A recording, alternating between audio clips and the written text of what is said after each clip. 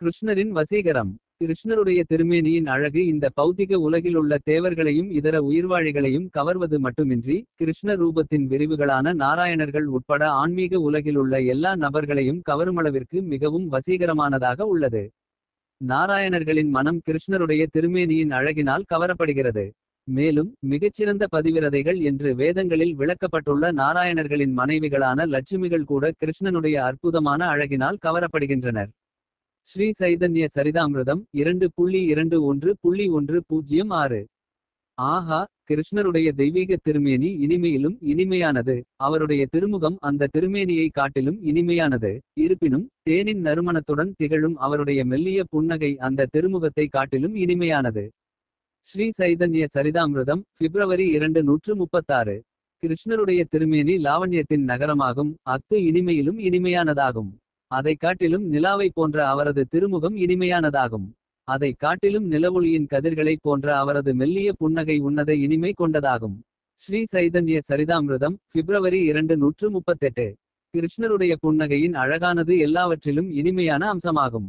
அந்த புன்னகையானது கோலோக விருந்தாவனம், வைகுண்டத்தின் ஆன்மீகம், வானம், ஜட உலகமான தேவி தாமம் ஆகிய மூவுலகங்களிலும் தனது கதிர்களை பரப்பும் முழு நிலவை போன்றதாகும்.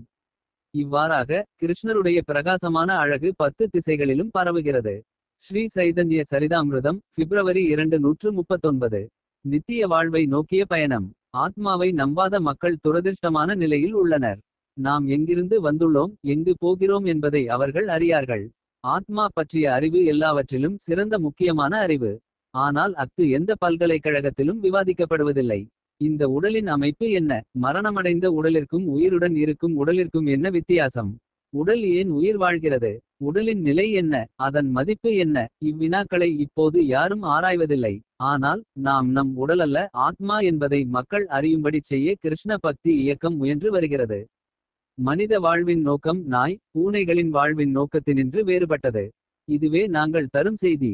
நித்திய வாழ்வை அடைவதே மனித வாழ்வின் நோக்கமாகும். அந்த நித்திய வாழ்வை அடைவதற்கான வழி மிகவும் எளிதானது, அதே சமயம் மிகவும் கடினமானது. கடினத்திற்கு காரணம் ஆத்மா உடல் விட்டு உடல் மாறுவதை ஆரம்பத்தில் மக்கள் நம்புவதில்லை. ஆனால் அதிகாரபூர்வமானவர்களிடமிருந்து நாம் இந்த அறிவை பெற்றுக்கொள்ளும்போது வழிமுறை மிகவும் எளிதாகிறது.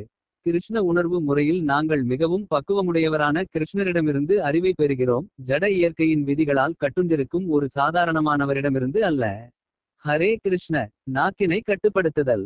நாக்கு நமது உடலிலுள்ள மிக முக்கிய உறுப்பு என்பதால் மற்ற புலன்களை கட்டுப்படுத்துவதற்கு முன்பாக நாக்கை கட்டுப்படுத்த வேண்டும் என்று பரிந்துரைக்கப்படுகிறது.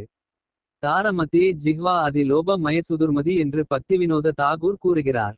நாக்கு மிகவும் ஆபத்தானது. நாக்கை கட்டுப்படுத்தாவிடில் அத்து ஒன்றன்பின் ஒன்றாக பலவிதமான பிறவிகளுக்கு வழிவகுக்கும். இரத்தமும் இறைச்சியும் சாப்பிட வேண்டும் என்னும் நாக்கின் ஆசையை திருப்திப்படுத்த விரும்பினால் ஜட இயற்கை அந்த ஆசையை நிறைவேற்றுவதற்கு ஒரு புலியின் உடலை நமக்கு கொடுக்கும். நாம் உண்ணும் உணவை முறையாக வகைப்படுத்தி சாப்பிடாவிடில் ஜட இயற்கை நமக்கு ஒரு பன்றியின் உடலை கொடுக்கும். அப்போது மலத்தை உணவாக ஏற்க நேரிடும். நாம் பெற்றுள்ள உடலை பொறுத்து இந்த பௌதிக உலகில் நமக்கு இன்பமும் துன்பமும் கிடைக்கின்றன. ஆகையால் இந்த மனித உடல் பகவானை உணர்வதற்காக கொடுக்கப்பட்டுள்ள ஓர் அரிய வாய்ப்பாகும். பகவானின் சேவையில் நாக்கை ஈடுபடுத்துவதன் மூலம் அவரை எளிதில் உணர ஆரம்பிக்கலாம். ஹரே கிருஷ்ண.